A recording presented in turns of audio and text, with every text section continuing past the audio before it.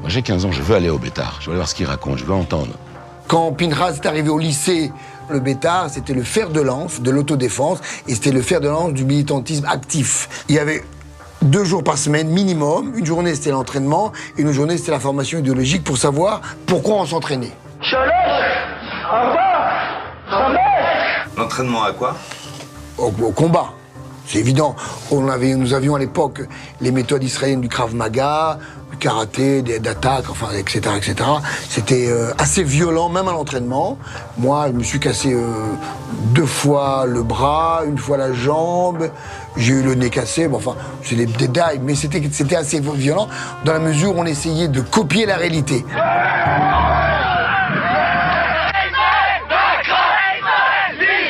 Dans la Torah, il est marqué œil pour œil, dent pour dent.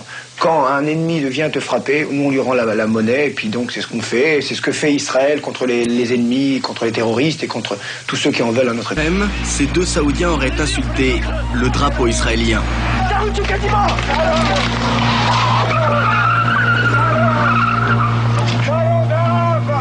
Qu'est-ce que c'est ça?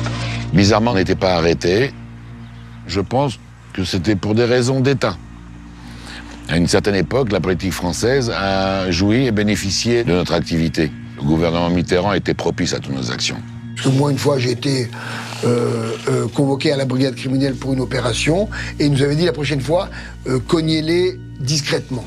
Voilà, c'est ce que je me rappelle. Donc, c'était quelque part, faites ce que vous voulez, mais faites pas de bruit. D'abord, ça a aidé le parti au pouvoir, le Parti socialiste, et deuxièmement, ça nous enlevait de notre énergie pour combattre la politique pro-arabe du gouvernement.